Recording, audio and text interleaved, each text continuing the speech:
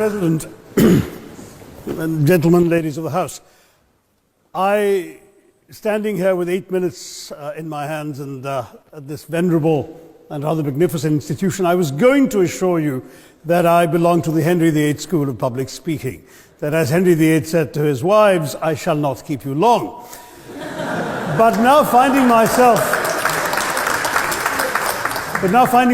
the seventh speaker out of 8 in what must already seem a rather long evening to you, I rather feel like Henry VIII's last wife.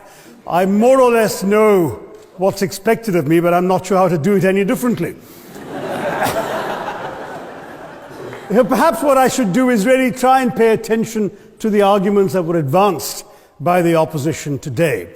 We had, for example, Sir Richard Ottaway challenging the very idea that it could be argued that the economic situation of the colonies was actually worsened by the experience of British colonialism. Well, I stand to offer you the Indian example, Sir Richard.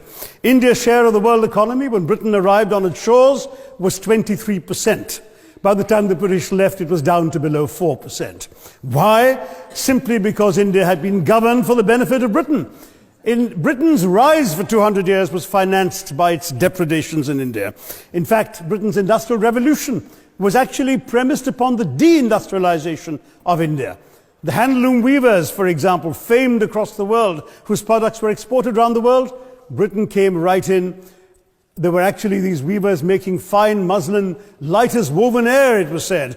And Britain came right in, smashed their thumbs, broke their looms, imposed tariffs and duties on their cloth and products, and started, of course, taking the raw materials from India and shipping back manufactured cloth, flooding the world's markets with what became the products of the dark and satanic mills of Victorian England.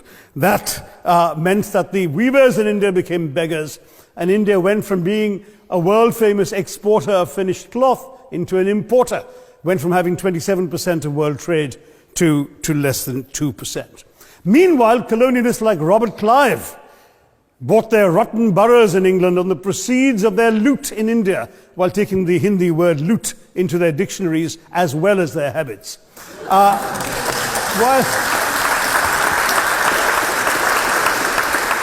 And the British had the gall to call him Clive of India, as if he belonged to the country, when all he really did was to ensure that much of the country belonged to him. By the end of the 19th century, the fact is that India was already Britain's biggest cash cow, the world's biggest purchaser of British goods and exports, and the source of highly paid employment for British civil servants. We literally paid for our own oppression. And as has been pointed out, the wealthy Victorian British families that made their money out of the slave economy, 1/5 of the elites of the wealthy class in Britain in the 19th century owed their money to transporting 3 million Africans across the waters. And in fact, in 1833, when slavery was abolished, what happened was that a compensation of £20 million was paid, not as reparations to those who had lost their lives or who had suffered or been oppressed by slavery, but to those who had lost their property. I was struck by the fact that your Wi-Fi password at this union commemorates the name of Mr. Gladstone, the great liberal hero. Well, I'm sorry, his family was one of those who benefited from this compensation. Staying with India, between 15 and 29 million Indians died of starvation in British-induced famines. The most famous example, of course, was the Great Bengal Famine during the Second World War, when 4 million people died because Winston Churchill, deliberately as a matter of written minuted policy, proceeded to divert essential supplies from civilians in Bengal to sturdy Tommies and Europeans as reserve stockpiles. He said that the starvation of anyway underfed Bengalis mattered much less than that of sturdy Greeks. This is Churchill's actual quote. And when conscience-stricken British officials wrote to him, pointing out that people were dying because of this decision, he peevishly wrote in the margins of the file, "Why hasn't Gandhi died yet?"